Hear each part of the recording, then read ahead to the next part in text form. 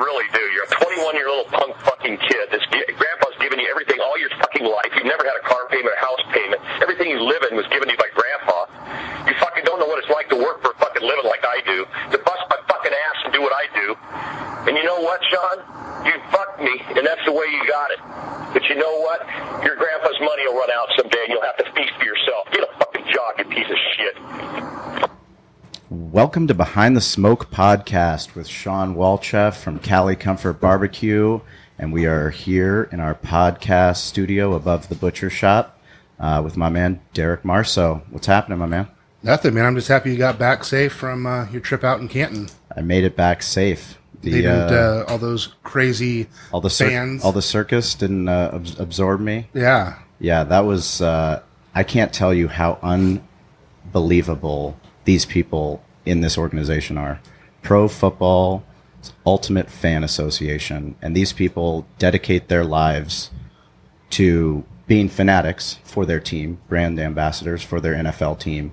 But they are a charity organization. So they're a 501c3 charity organization. And the work that they do in their communities, it's so humbling because, I mean, what we do and what we try to do with our barbecue contest for the Spring Valley event and the Del Mar event, you know, bringing in organizations and training to help homeless youth here in San Diego, you know, with Shane Walton, one of our podcast guests before. But, you know, the things that they're doing in their communities, it's just so humbling. I mean, there was a group from Washington called the Hogettes, and the Hogettes have raised over $150 million. Get out of here. $150 million for child cancer research. That's so awesome. And they created an award called the Hogette Award, and then they nominate a member every year.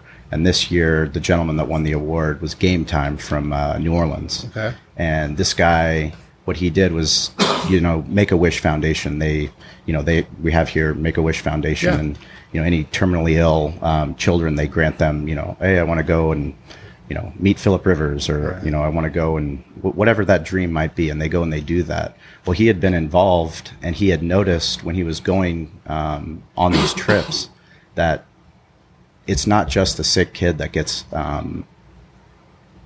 impacted by this disease or whatever it might be. It's the entire family. Dude, it's a trip. Yeah, and it's the mom and the dad, they spend so much time and, of course, you know, love trying to care for that sick child. What he noticed was that no one cared about, not that they didn't care, but they didn't notice the siblings. Right. So this is kind of a spin on that. And what he did was he created this nonprofit, this charity, in order to give those kids a game day experience so that they would go, you know, because they spend so much time in the hospital, you know, worrying about their brother or their sister, and he takes them, you know, onto the field, gives them this whole entire game day experience, which, you know, he won the award. And, you know, finding people like that, I mean, it's really humbling. That's awesome, man. That's great. And yeah, what you don't sometimes understand with the Make-A-Wish, you know, we just think about the kids and stuff. Yeah. And, you know, my best friend out in Kansas, he has that daughter who, you know, she's fighting for her life all the time, and you know, they send them out to Disneyland, and it's like they send the whole family out and they do all those things. It's really exciting, and just to be able to see those things and be a part of those things sometimes is very humbling. So, but happy to have you back, man. Happy to have you back in San Diego, though. It was a whirlwind. It was just absolutely incredible. You know, Alvarez being my sponsor for the process, and you know, for Bolt Pride to go out there, and I mean, you would never think in a million years, you know, watching LT break the record in Qualcomm, scoring all these touchdowns, be like, you know, one day if he gets into Canton, you know, I'm going for sure. What about his fucking speech? Not only did we go, but when we went, you know, we're in the parade, the same parade through Canton that he's in, you know, and we could have been anywhere in the parade, but we were at the end of the parade. So this 12th man PFUFA float is at the end of the parade with every single diehard fan you can think of.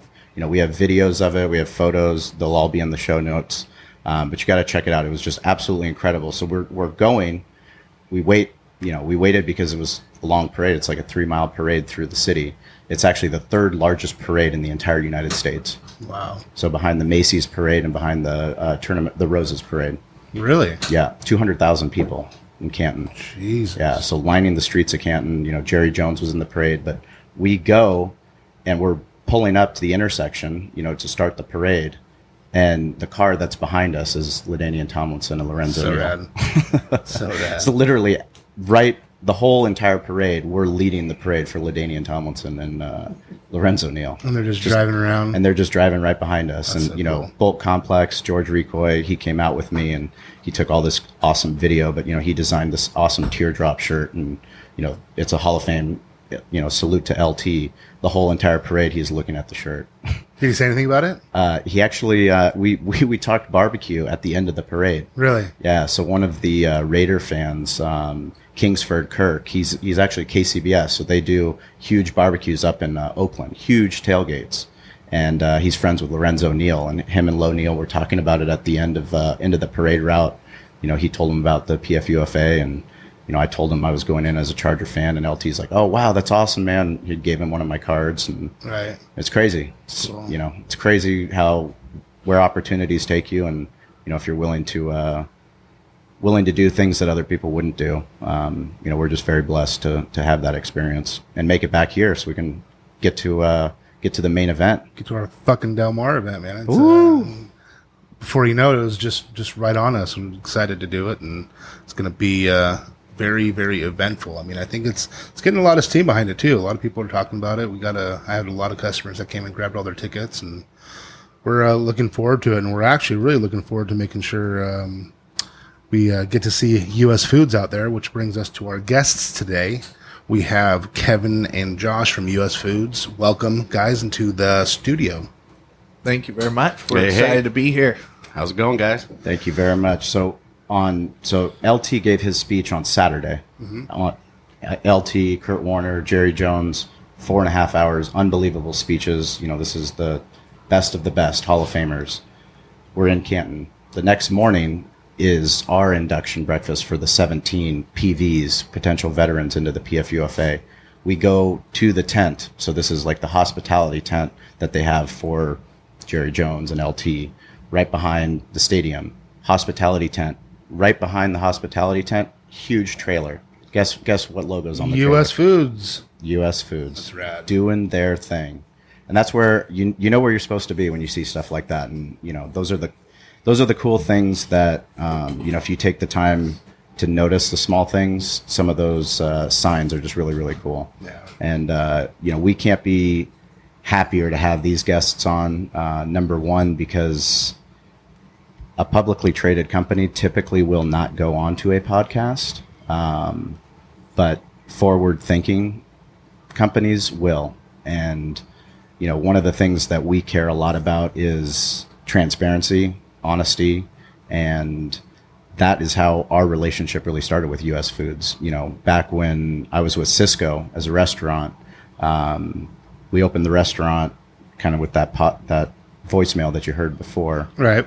We were opening, after that business partnership, Corey and myself, we were opening up California Comfort, and Lou Bush, who also played for the Chargers, was opening up his barbecue restaurant in central San Diego, right off of Euclid. And him and I became really good friends because of Thomas, my brother and them went to culinary school, but Lou introduced me to Brad, and Brad was working for Cisco at that time. And it's funny because you don't realize what a brand means until you realize the characters and the people behind that brand. You can care. It doesn't matter if it's a publicly traded company. Once you develop relationships with the people that are in that company, you can do amazing things.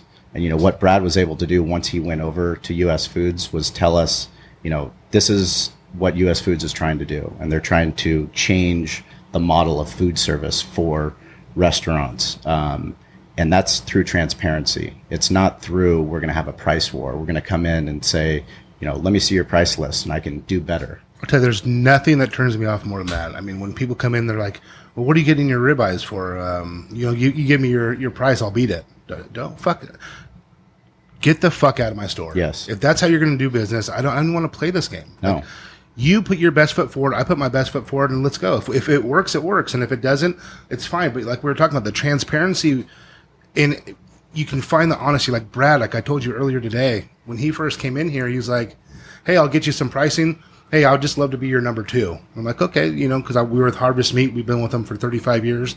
And he's like, I'll give you a price sheet. And guess what? He gave me a fucking price sheet. Yeah. Like, so many people will come in here like, yeah, we'll come and we'll give you a price sheet. And you don't fucking hear from him for 2 weeks. No, because they're playing a pricing game. He game. What he said, and he kept doing it. He came in, hey, anything we can help you out with? We got a deal on this or whatever. Then all of a sudden it was just like this relationship started. And before I knew it, I was buying a whole lot more. Well, I mean, if you come in with an honest approach, I mean, the way that it was presented to me and Corey and to Eric, my general manager, was, US Foods is in business to make money. Right. Like, we're not in business to go out of business. And I respect that. So this is what our pricing is. This is what we can do our absolute best on these certain items, And we're going to make a commitment to you that we're going to be consistent on those items. And if you need anything, ask for it. Yeah. And that's one of the things that, in sales, especially in sales, so many people fail, is that they want to get to the gatekeeper. They want to get, how do I get to the decision maker? And I just give me 15 minutes. Like, why don't you spend not just 15 minutes? Why don't you spend 15 hours and learn about that company? The real companies aren't scared to publish information, whether it's on Facebook, whether it's on Twitter, whether it's on their website. The better the company, the more active they are and the more transparent they are. Learn about them, find out about them, and how about you shut the fuck up and you go in and you ask questions? Right. It's not about you, right? Yeah, I think that the only reason I've been so successful in sales, I never thought I would be a sales person Telephone. at all. I think it's for you, Derek. Where the fucking phone's at? Yellow. We like some ribs. Well, we'll deal with it. What you guys said about people and relationships and transparency, you can tell by looking somebody in the eyes what kind of person they are. Yeah. And right away, you're either turned on or turned off. Right. I want to have a relationship with this person or not. Sure. And, I've been with US Foods for 9 years, and I've seen hundreds of people come and go. Hundreds Of literally. sales reps. And actually, it doesn't matter. I mean, doesn't matter the department. Just whoever they are. And whatever they bring to the table. And always honesty, integrity, transparency. Follow through, diligence. If it comes out of your mouth, you better fucking do it. Yes. And you better be honest about it. Yeah. I mean, that was one of the, after Brad got an opportunity to go and work, for his best friend up at Trinity, Right.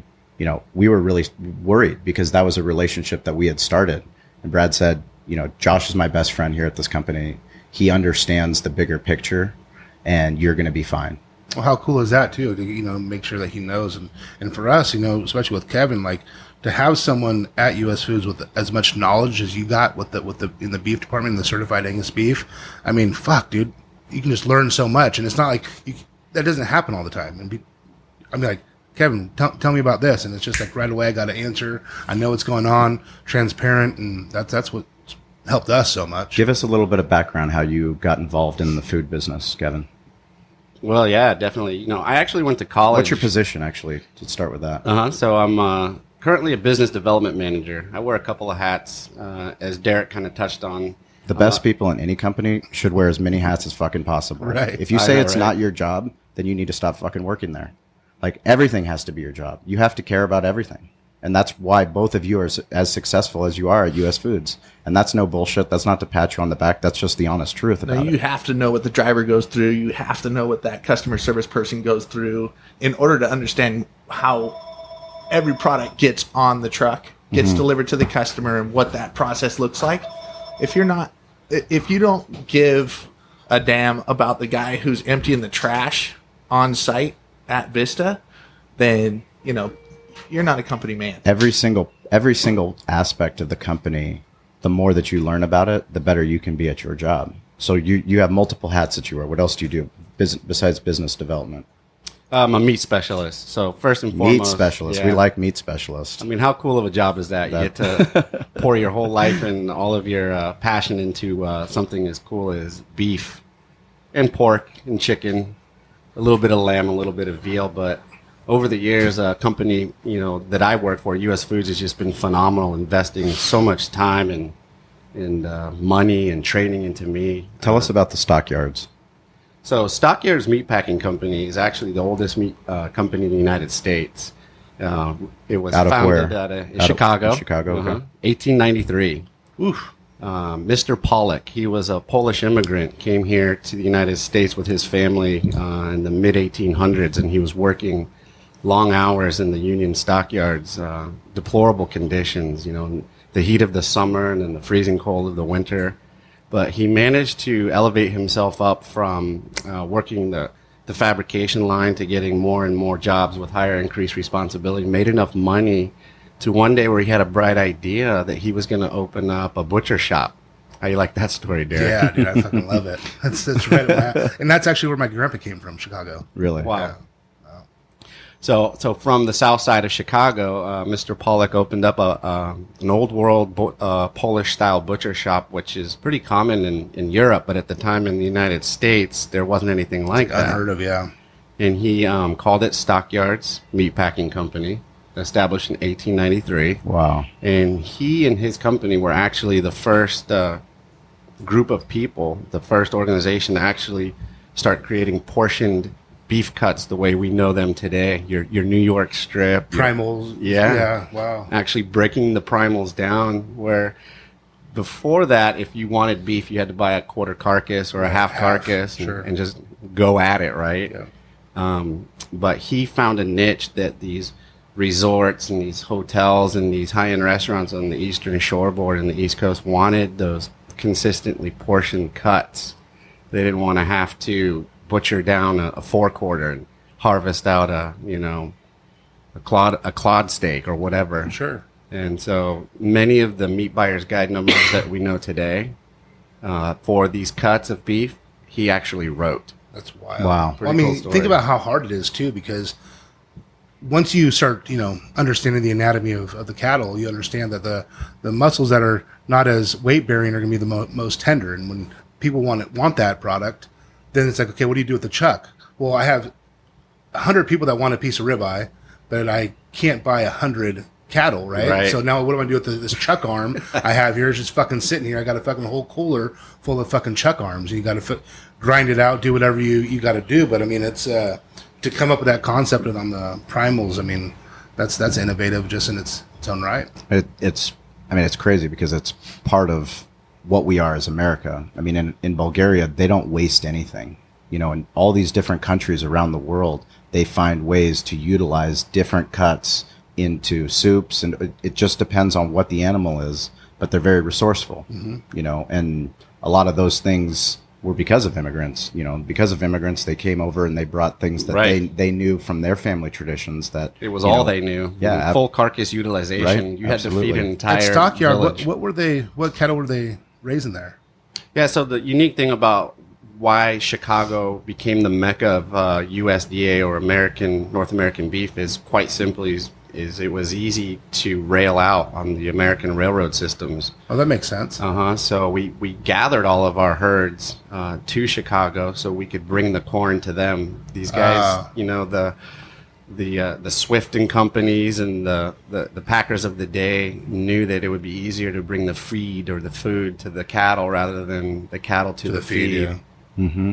And so, and one of the cool things about knowing guys like, you, Shawn and Derek, is that you do get this gate to plate process. You guys, a couple of guys not far from each other in San Diego, are putting your eyes and your hands on so much different beef and pork and product that it took a long time to get to you. Yeah. You respect the fact that it was about 760 days that I respect the fucking process, man. yeah, It's the gate to plate huge. process. Yeah, it's absolutely huge. And, there's so many movements that, we're talking about sustainable food and all the things that we want to do right. And Derek and I mean, we talk about all the, for us to leave a legacy for our children and hopefully grandchildren at some point, we have to care about everything, but caring about everything, you have to work with people that you trust and companies that you trust to help educate you.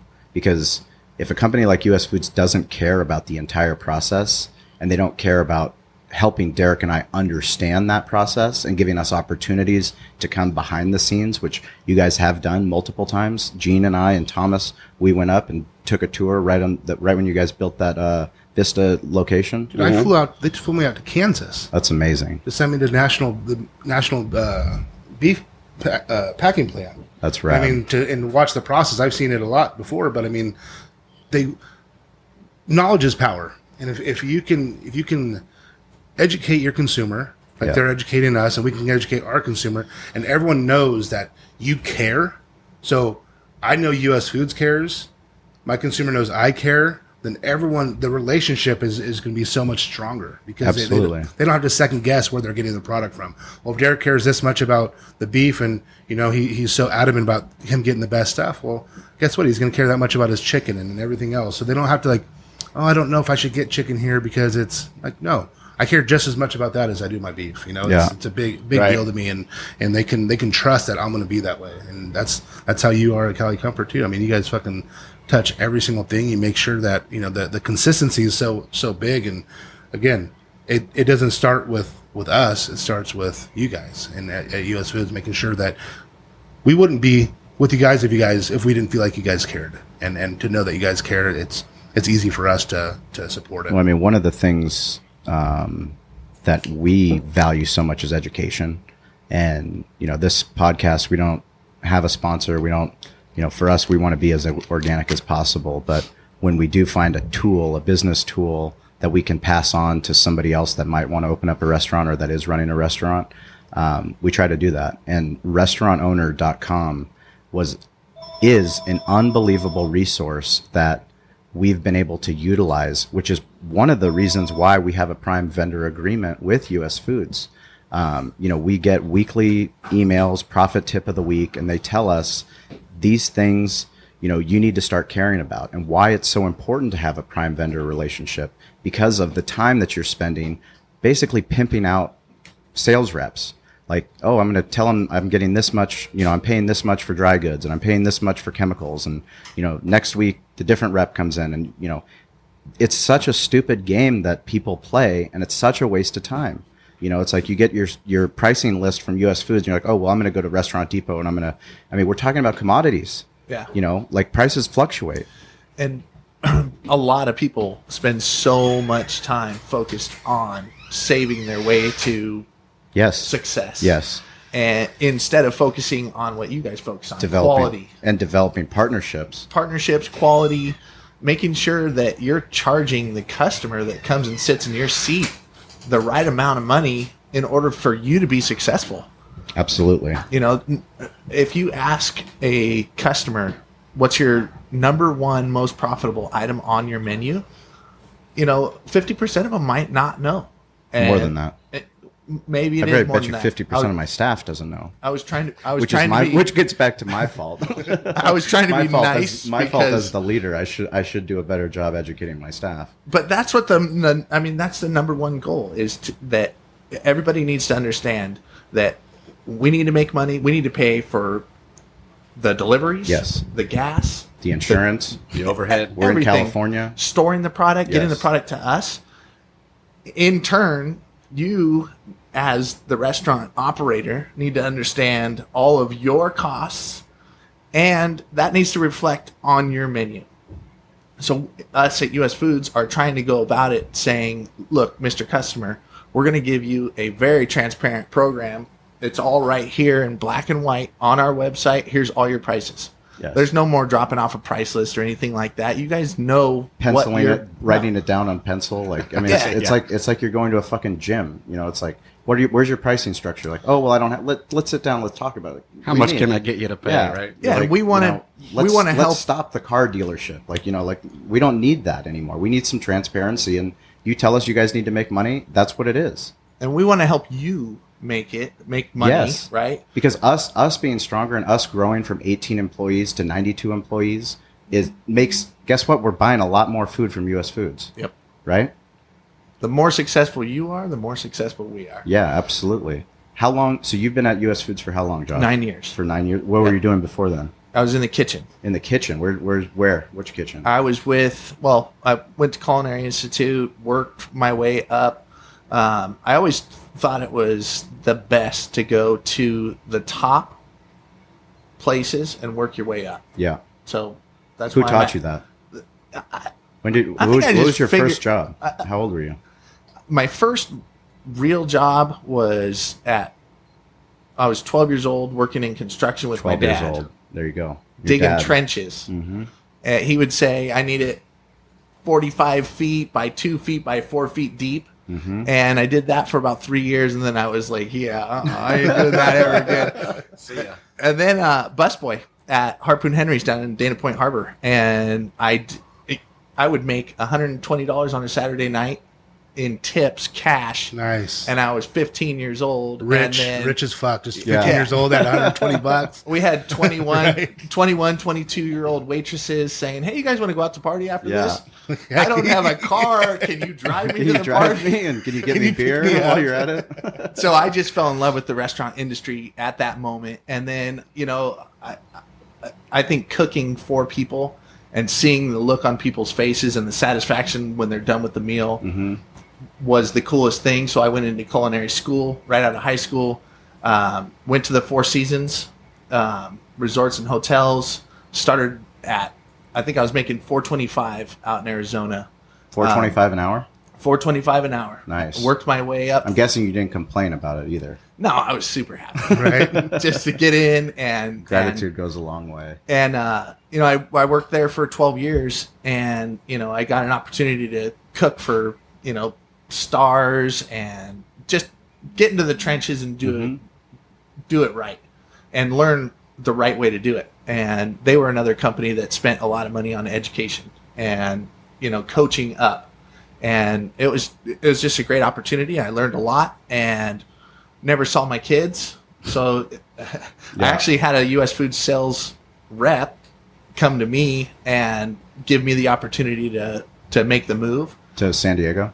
In San Diego, and I got to do an interview, and I started at the bottom at U.S. Foods, and I've worked my way up almost to the very top. So what's your advice for people working their way up?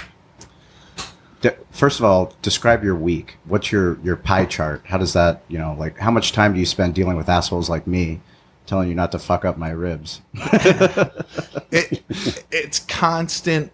There's a balance. You can firefight all day long, or you can be proactive and get ahead of situations and understand the business and try and just work with people and collaborate internally to make sure that everything's going as smooth as possible. Well, I mean, I think one of the things that I've found just running Cali Comfort for coming up on 10 years is the traits that make a good sales rep it's not about what you're selling.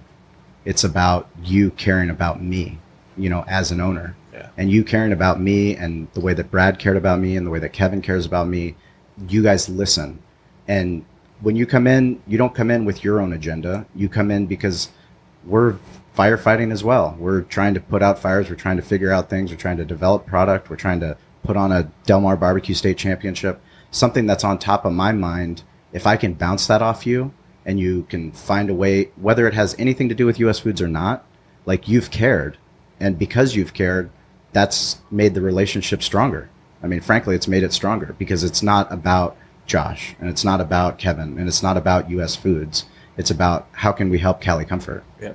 And those are the things that, because it's been personal in a company that has 25,000 people, right? I mean, you guys have, Wikipedia is telling me 25,000 people.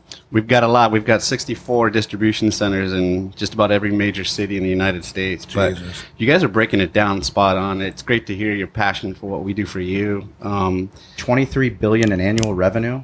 I mean, publicly traded company. This is a little bit. I mean, they're doing a little bit of business. Well, I mean, I'm buying a little stock lately. Right. I mean, that's significant volume that you're doing, but then you're doing the right things and you're going back. You're not, like I said, pushing your agenda onto operators. You're trying to sit there and listen. What do Derek and I care about? We care about giving back through these barbecue events. And we come and we ask you, are you guys willing to sponsor? Well, how can we sponsor? What's the best way? Not to show off US Foods, but to show off, hey, what are you trying to do? We spent 3 hours with Scott, VP of sales, talking about what are the best ways that we can help this event. It's not about US Foods. It's about the barbecue teams. It's about this professional KCBS teams that are coming out. It's about the barbecue restaurants like Coops and Grand Ole Barbecue and Brazen. And how can we help them build their businesses? And how can we support this event? This is your guys' event. I mean, we have enough marketing and everything. We want you guys to be the light of the show. We're just there to help you. You might have enough marketing, but we talked about this with Scott Kaplan. Traditional marketing and the new marketing, the world that we're about to enter, is completely different. Yeah. You know, that's completely different. I mean, we're talking about millennials and Gen X, Gen Y. All this content is all going to be on the internet. And like, that's where people they need to start focusing. You know, whatever marketing budget US Foods has as a publicly traded company, they need to start really investing in those channels of Instagram and Facebook live videos. And that's finding funny. things like Del Mar where you can get involved and be part of the action, because that's our guy. Like, that's our district sales manager. That's kept, like, these guys are supposed to be, you know, in the press box, you know, they're supposed to be, but they're down on the field carrying the water bottles. Well, I think a lot of people are starting to understand that it's not always a bottom dollar thing. And if you're worried about, in a marketing sense, about just your bottom dollar, who you can get in, it doesn't work that way. You're starting to see with the younger generation, people are really wanting to become part of a movement. Yes. So, and as much as they don't think they want to be led because they want to be this free spirited, if you lead them and lead them in the right direction and they can be a part of something in a movement, Sure. they fucking become so vested in that. And that's really where I think the marketing's going. If you can get them, like the Del Mar events and the charity aspect, and show them that this is what we do, like, that's what we talk about. That's what I want my kids to see. I don't want my kids to see that I own all these businesses or whatever. I want my kids to see that dad works hard and he gives back all the fucking time. Yes. Like, that's what I want my legacy to be. And to do that, I have to position myself to be partnered up with people who care. The US Foods of the world, you know, people that want to give back as well and share the same vision. I mean, nothing's harder as you grow as a business. I mean, we know just from being a single unit restaurant, I mean, the more employees we have, the more structure we need. I mean, that's, you know, always going to be the biggest thing about a corporation growing or becoming a publicly, I mean, you have SEC rules you have to follow. I mean, you have all these guidelines. I mean, when you guys said that you were going to go on the podcast to your marketing director, you know, it was a huge red flag, because as a company, you guys have to stand for something, and you have shareholders that you have a fiduciary responsibility to protect those shareholders, you know. And the world we live in, while we embrace and we love, you know, transparency and honesty and putting the content out and publishing live videos, the biggest fear for all these huge corporations and like anybody that's a public figure, guess what? At any point, that YouTube video can go viral, and you have a United Airlines kicking and screaming customer that turns into this huge PR nightmare. It's like, well, Josh, what the fuck did you say on the podcast? Like, what's the problem here? Now, we've been instructed to plead the fifth on about 4 different topics. No comment, Shawn. I've tried to get those questions, but hopefully I could just get through them in my general course of asking these guys what's happening. But being publicly traded for only, a year and just over 3 months or so, you know, I'm definitely still learning. And for them to get, you know, on a conference call yesterday with us and kind of just educate us was cool and enlightening for me to see that. But to touch on the marketing and everything, right behind you, we have our US Foods new updated homepage, and they're dumping so much over the last 5-6 years. They've dumped a lot of money into the technology, and you see Twitter, Facebook, Instagram, and they're only putting more into technology. They're not where they should be on the social side, but on the technology operator side. Yeah. I mean, I give you guys so much credit for investing in technology that's changing the way that a business operator can run their restaurant. But they can only do it so fast, though. I mean, you think about it too. It's like so many moving people. Parts. We talk about it so many times where it's like, you know what? I can pivot a lot fucking faster than most people because I have my one store, and if I want to change something, guess what? If I wake up on one side of the bed, I'm like, well, I'm going to fucking change this today. Yeah. With them, I'm going to sell flowers and butterflies. Right, you can do that. I'm so into those. But, you know, for them, it's just a lot harder. It's harder to pivot. But you can see they're starting. They're starting to get They're starting to understand. And then it has to go up, ladder, and it's coming back down. And now you can see it's like, okay, cool, man. I mean, look at this front page. I mean, I dig it. Well, to Derek's point, you mentioned a moment ago about how people want to identify with a movement and a cause, and how do they identify themselves. And US Foods is kind of an agile company for being such a big company.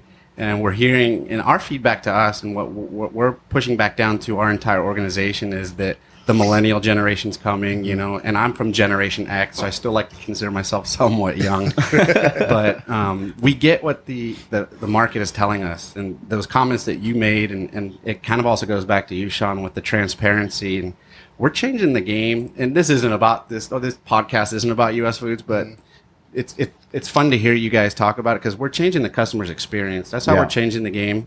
And this is a really cool opportunity to get that message out through you guys. But it's also fun. We really identify with you guys. And well, it's you have people in your organization that love what they do. We do. And it's such a hard job. I mean, I see Josh. I mean, I've brought Josh. Josh he came out to a couple tailgates, I believe, for the Chargers games. Mm-hmm. The guy has his fucking laptop. Right. And he's out there grinding it out. He's like, can I bring the laptop in? I'm like, I'm pretty sure that's against the bag policy. No, you cannot bring the laptop in. I brought my clear bag. Yes, I brought my clear bag. I've got Shawn, to process these orders. I used to go to Charger games with my laptop, third quarter, LT's running down the sideline, and my wife's looking at me. She's like, are you freaking serious right now? I'm like, Luis needs his order. Yes, Luis has to get his order. This is before our technology front helped us out. Yeah, what's so cool now, you can do it on your phone. Our phones 24/7. Boom.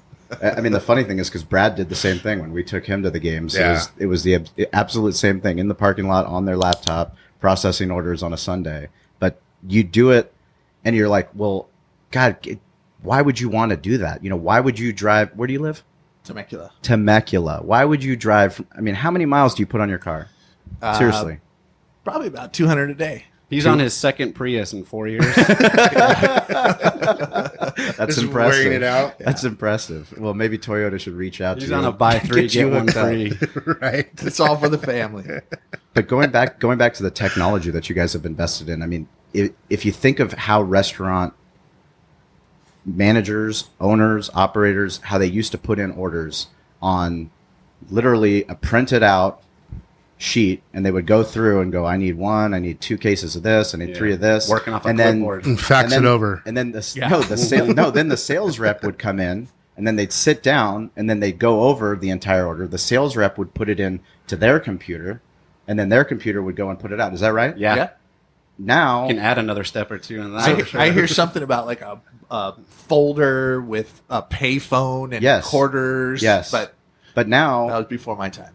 Eric goes in, does the inventory, and he can just put it in on his phone. Right. No, we don't need Josh to come down. We don't need Joe to come down. As much as we love to see them, their time is more valuable elsewhere. Yeah. And I don't feel like we're losing service. We're actually gaining service through technology. With efficiency, too. And I love efficiency. I hate inefficiency. Well, we're all in such a low margin business, retail and restaurant and food service. We're making pennies on the dollar. Yep. And so wherever we can speed it up and then put the power back into your hands and show you how to make money instead of save money. For sure. Mm-hmm. That's what we're trying to do. Yeah, I think you guys do a real good job with that, too, with educating people on their beef products. I know, Kevin, I mean, I get back to it, but how savvy you are in that aspect. I mean, the certified Angus beef and the products you guys carry. I mean, it's great, and to teach your consumer about that drives more business to that. I mean, certified Angus beef is, I don't know how it is now. I mean, I know they wouldn't just go in anywhere back in the day. Is that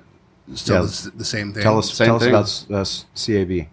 Well, so it kind of ties in with Stockyards Meat Packing Company, where US Foods was fortunate enough to acquire them about 20 years ago. And we've now been able to take that brand nationwide. And we're lucky enough to have the exclusive certified Angus beef license in about 15 or 16 of our markets. So, Derek, you're right. It just doesn't go everywhere. And it's as simple as there's just not that many head of cattle that will qualify for the stringent carcass quality specifications behind that program. I mean, just knowing those specs, I mean, going through the list, I mean, it's a lot of shit they have to do to get a CAB stamp on them. It is. I say we're asking a lot out of God to raise cattle that can hit these 10 specs and still, you know, have enough supply to put product in a box. Yeah. Pretty absolutely. unique. But I did hear a positive, though, that there are a lot more head of cattle being raised right now and should be driving the prices down a little bit compared to what I thought was going to happen this year. So the next year and a half is supposed to be pretty good with the growth of all the head that's coming up. And that means a lot to a guy like you, who is, you know, there's only 29 lean cuts of beef on the beef carcass, and you're probably buying about all 29 of them. And in about 2012, we had severe drought. 2013 in the Midwest, where the majority of your cattle's coming from. Yeah, and it took about 2 years to recover. It was whipping my ass, dude. I mean, you're talking about flat meat getting up to almost fucking $9. Like it was killing me. And people were like, "How come your carne asada is so expensive? I can't come in here." I'm like, I'm not even fucking making margin. Yes. Like I'm not even coming close to. I'm losing money on this product right now because I'm scared to go over this $10, $11 mark, and so I just kept it at $9.99. I lost my ass on it, you know. And just hope they buy a case of beer, whatever it is, on the way out. Exactly. Yeah. So the head count was extremely low. We just didn't have enough corn to feed our cattle, so farmers weren't holding on to cattle. They were running them all through. They were harvesting them, and it took about 700 days, which is the typical life cycle of a cattle, gate to plate, when it's born till it ends up on your plate, to replenish the herd. And simply the reason that was is we had to hold back the heifers, the females. We had to turn them into cows. We had to have them have more calf. Right. And now that we're back up to that herd head count that we need, we're able to send some of those heifers to harvest. So it's not just steers, which are males. Right. So we've got our herd count back. And so prices are really good. It's funny because I like to make the joke that as the distributor of all of these products, you know, our phone rings a lot when the prices are high. But nobody's inviting me to any parties now that the prices are low. I'm like, come on, where's the love? What was killing us too, I know, with the drought, and there wasn't so many cattle, but a lot of these farms that were letting their cattle graze, they weren't getting anything, so they're buying feed that they normally wouldn't be buying. So it just increases they have to make that money back up. So the price of that cattle goes up even more on top of there only being such few cattle. And then I'm like, oh my God, dude, these prices I literally had sleepless nights because I didn't know. I'm like, do I just take it in the ass and fucking, you know, get fucked and hopefully we get through this, or do I raise my prices and not sell anything and have the consumer look at me like, oh, hey, there's a transition. You're buying your family out of this business and you fucking raise the prices. And I'm like, dude, this isn't it. Like it really did mind fuck me for a little bit. Well, that's one of the beautiful things about your operation here at Valley Farms, and Shawn too, with the product that you're putting out for your customers, is that at some point we have to have price courage because we know we're buying the best quality product. Right. And when you're working with a certified Angus beef brand, that consistency and the quality eating experience you're going to give your customers every time, it does give you a reason to have a little bit more price courage when the market is high, and your customers, they're not going to say, you know, I come to Valley Farms Market because they're the home of the $1.99 top sirloin. They're going to go, dude, I'm going to Valley Farms because that $2.99 top sirloin was really good. We do get that a lot. And, you know, you do see these commodity stores getting some choice stuff now, and they're like, man, I saw this choice export over at Albertsons for $4 something a pound. I'm like, I totally get it. Now go try it. You try their choice and come back and try my choice or my prime, and then I'll show you exactly what I'm making on it. And they come back, they're like, oh yeah, dude, I was like chewing for days on a fucking rib roast, you know? Right. And like, well, I'm not trying to talk myself up, but I care a lot about my product, and you know. Well, you care about how it looks. Yeah, I care about everything, man. I wish I didn't care as much as I do sometimes. It's funny because, like, just recently we started talking, you know, with Corey because of the world we live in. I mean, everything that we do, we put it out, and we put the content out on Instagram, or we put it out on Twitter or Facebook, and we realize that, you know, the power of the telephone. I mean, it's a computer in your pocket. You know, it's like that's where we've grown as a business. That's why we're still open today. Yeah. But if you look at it from a business standpoint, from a restaurant, you know, you do menu engineering, you cost out your menu, and you recipe engineer. But what is going to start happening and has already started happening at Cali Comfort is we're going to start reverse engineering from the plate. So from that sexy Instagram photo, we're going to figure out how exactly are we going to get back to the product. So by what I mean is like, we need to start figuring out what it's going to look like on the phone when somebody goes and they pull up our menu and they say, you know, this is what, you know, the tri-tip sandwich looks like, you know, plated with our wedding beans and our mac and cheese. This is exactly how we want it to look like. Now, how do we get it back and go all the way back through the process? Like, those are the things that need to happen. It's not, oh, I put this menu item here on this location in the menu so I could sell it because it's the highest profit. It's going to be because image is everything. Right. You know, one of my favorite marketing campaigns of all time was the Canon marketing campaign with Andre Agassi. Image is everything. I mean, this guy comes into tennis, you know, this old school sport, and has a ponytail, an earring, looked absolutely ridiculous, wore crazy colors, but like Canon utilized that. And I mean, to this day, I still remember image is everything. And it couldn't be more so today with Instagram and Facebook and all the things that we see it so fast. We want that content so fast. So as a restaurant, how are we going to make that plate sexy? We're going to make that plate sexy by, how are we going to make that display sexy? You know, when somebody leaves with Derek's food out of the store and it's something that's already been pre-made, what is the packaging? Right. I mean, you know, you and I know, we've talked about, we're trying to figure out how do we get a sustainable package, number one, right. You know, something that is environmentally friendly, but also that I can pay for, you know, that I don't have to charge the customer more for, but also that's going to be our brand when somebody goes out. You know, if somebody goes and they have a corporate lunch and they're like, you know, we're going to come and pick up food for 120 people, I want that to look as sexy as possible. I want it to look like Cali Comfort Barbecue. Well, how are we going to do that? I have to have partners like US Foods. I have to have partners like Kevin and you that actually care and that'll listen, you know, because I mean, we went through it with the bag liner. Oh yeah. You know, it's like what might work for one company that is a corporate restaurant that has, you know, 250 units is not going to work for me. So how do we find that medium? Is what you guys have to, you know, partner. Right. Finding solutions. And I know I'm a pain in the ass big time. No, but I mean, it was honestly. There's not many people that know how much of a pain in the ass I am, other than I Josh. fucking know. If anyone needs to know, I'll fucking tell you. But one of the first things my dad taught me when I came in, he said, people buy with their eyes. Yep. And it's the fucking honest to God truth. They did all this research too. Oh, fuck yes. Absolutely. Because if you're putting out a sexy product, it means you care. You care about that product. They did a research project on produce. It said, here's the same exact bell peppers put in this case, under this lighting, and how many are you going to sell? The same exact bell peppers in another case with poor lighting and a poor display. Wow. I mean, it just fucking blew my mind how many people bought the one that had sexy lighting, looked good in the case, but it was the same exact fucking product. It looked no different, but it was just how it was displayed. It was like 8-1. They picked the other bell pepper. And we're going through something similar. We purchased the USDA processing facility in LA. It's huge. It's 55,000 square feet. Wow. Yeah, it's really 55. I need to go fucking see that. Wow. Anytime. I know. Yeah, we're coming. Well, we're coming behind the smoke. Right? That would be cool. In there. Yeah. Make sure the corporate make sure we'll give you keys to the bandsaw. You can take it for a ride. Nice. This attorney will be following you.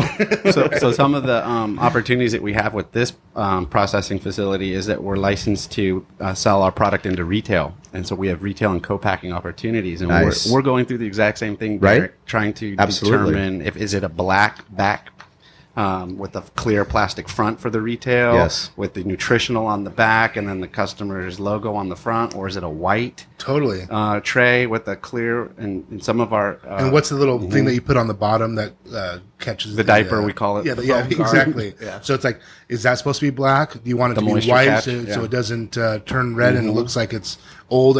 Yeah, dude, fuck. There's so much to think about. You think it's so easy.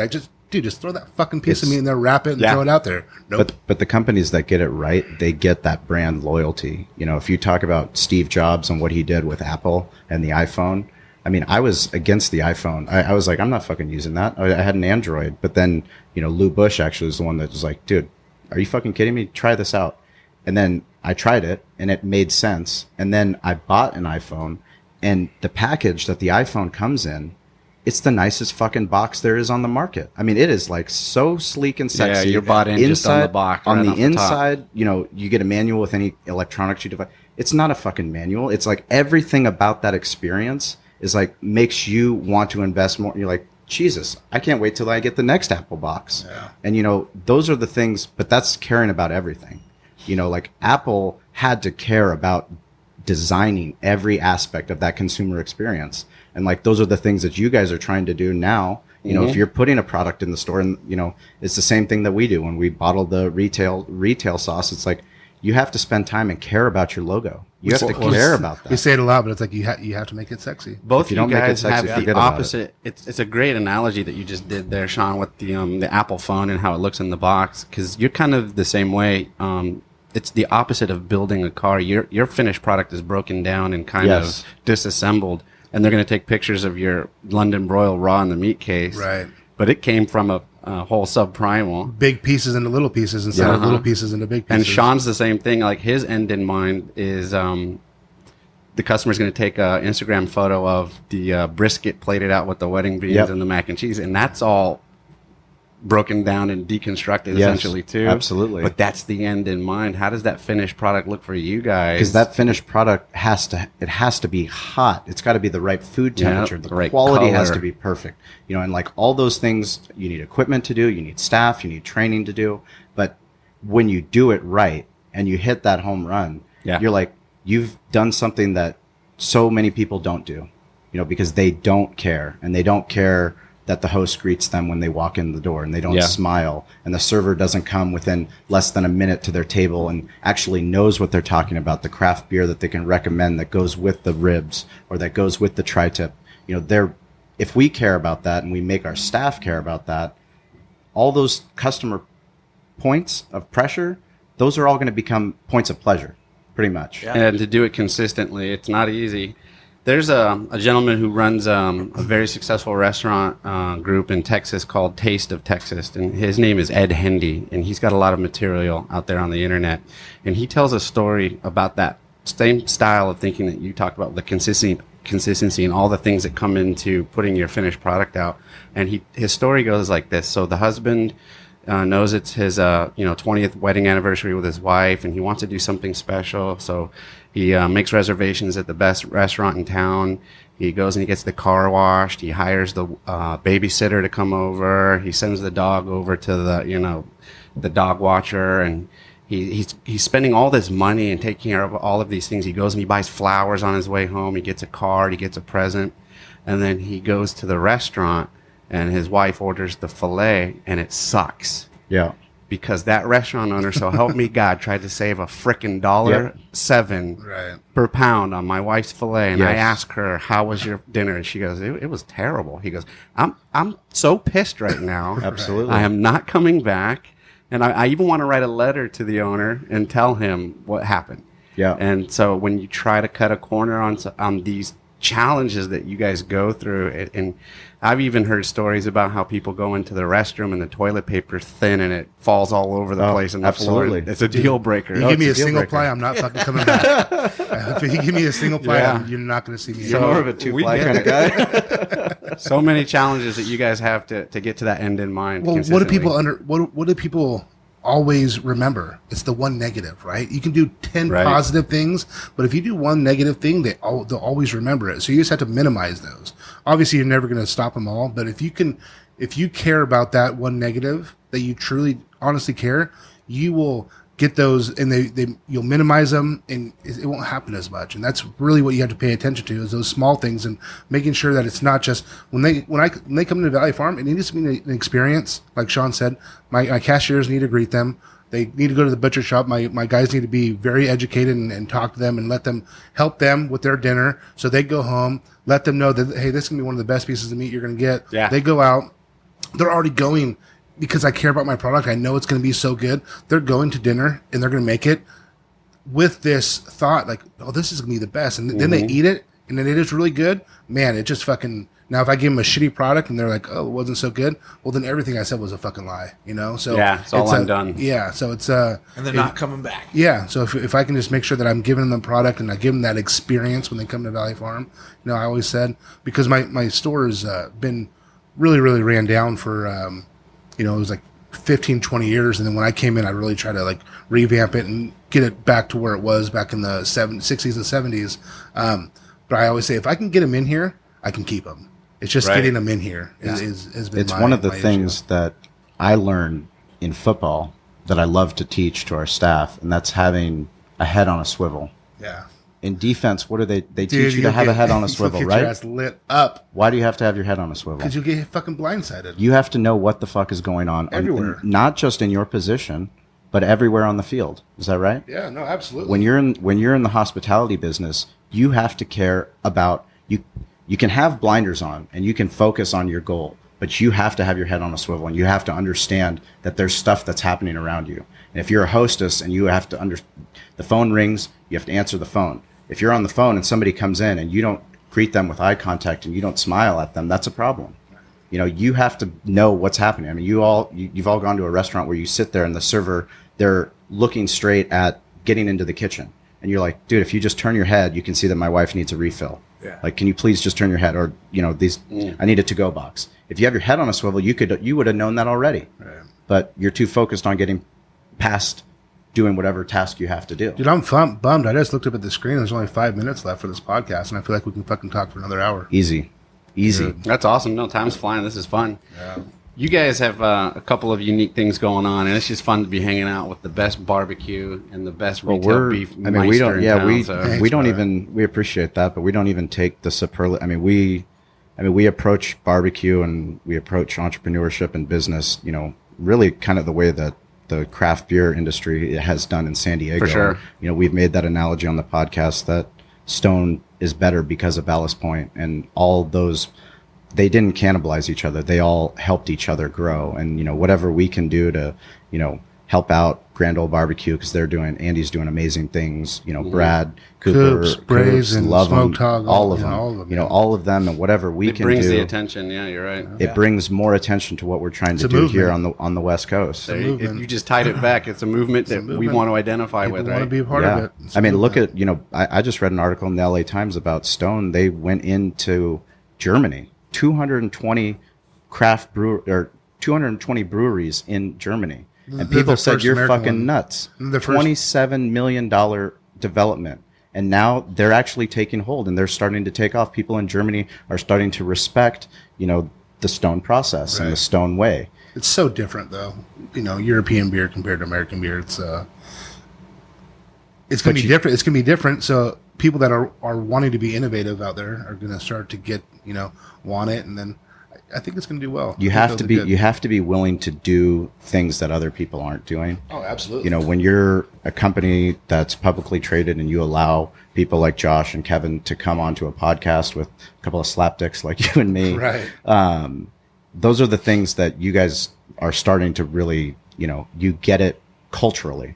And culturally as a company, I mean, you guys know, you know who are the rock stars in your company. You know, no matter how great the company is, there's people that are the best, and they're the ones that, you know, we have our bartenders, our servers, our hosts, our managers, you know, there's ones that they stand out because they care so much about what they do and they love what they do. Hey, you got people like Eric that really Yes. bring it. You know, the people that work behind the scenes that allow, you know, me to come over here or go over to Canton to do all these things that don't make any sense. Why would a barbecue restaurant be doing stuff like that? And it's created opportunity for us. You know, it's created opportunity for us, but it wouldn't happen if I didn't have somebody like Gene? that, like Gene, you know, He's like the man. Gene He is, is the man. I mean, absolutely. We wouldn't even be doing barbecue if it wasn't for Gene, you know? He's definitely a big part of our barbecue. You know, with my dad. My dad was the one that taught me, and then Gene kind of refined my skills. And but he's one of the best. Just ask Yeah. him. He'll let you know. I remember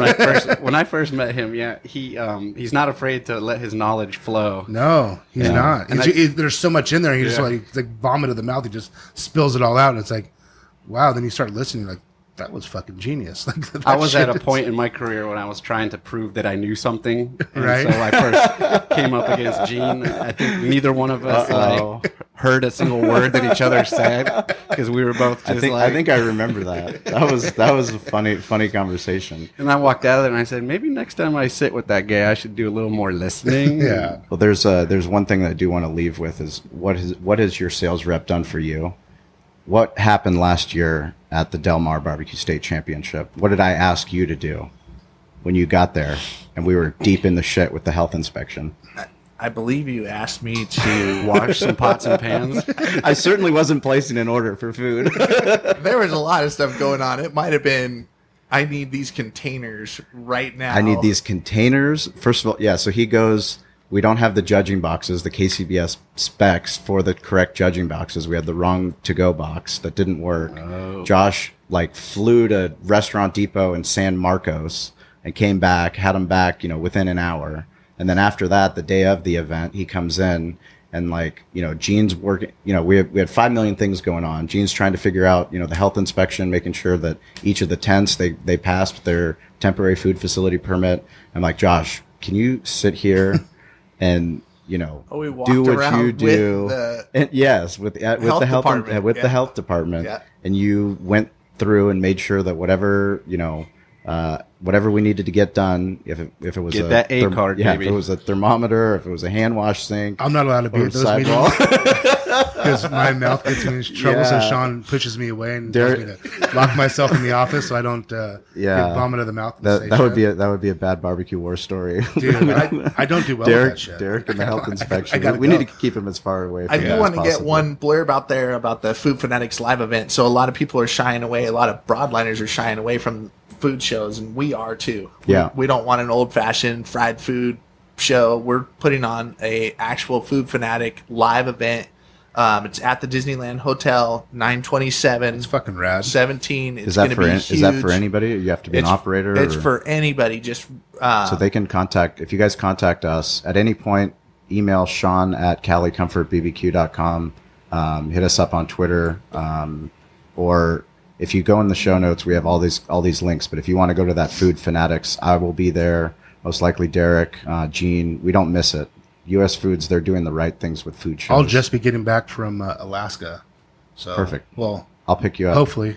I got to go find that elusive fucking moose. They've been avoiding me for a year or two, so I got to go find him again. Well, nice. Yeah, I mean, when you guys take the time to start caring and basically re-engineering the food show, I mean, that's what you're doing. You're finding out, well, what is going to work? Well, what's going to work is when you have food fanatics, you have chefs, you have operators, you have people that are passionate and driven, and they're there to impart knowledge, I like that too. You're actually showing your good product.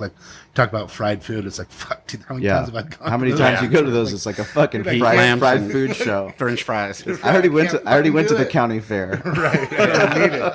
I don't need to go to the food show. We might have some certified Angus beef up there. So. Yeah. Oh yeah, stockyards. Everything's going to be there. It's going to be very cool. Well, We can't wait, man. We really appreciate you guys coming out and sharing some time with us and the knowledge that you guys have. and definitely follow US Foods on Instagram. They've started to get a lot more active. Follow them on Twitter. Follow them on Facebook. Go check out their website and try to make it out to that food show because we're going to be there. That's going to be a badass event. Yeah, the food show. I mean, I'll be there. So Facebook let's, Living. And we will be back at your respective businesses. I got to say one last thing is you gave me a bottle of your barbecue sauce some years ago, one of the first to roll off the line, and I didn't open it. I saved it. It's in my trophy case right Nice. now because I know you're going places. Nice. Well, we appreciate that. Same with you, Derek, at Valley Farms, and you got an amazing place here. It's beautiful. Everything's looking beautiful. The meat case looks beautiful. The product looks beautiful. So you guys rock. I appreciate it. Thank you for those kind words. And again, US Foods is going to be out at Del Mar as well. fuck yeah, they are. Yeah. Oh yeah. Once you get Derek and I, you get all of us. We don't do 90%. It's all the complete package. It's like I don't even know. complete What 90%. I don't even know what 90% is. I don't know what that is either.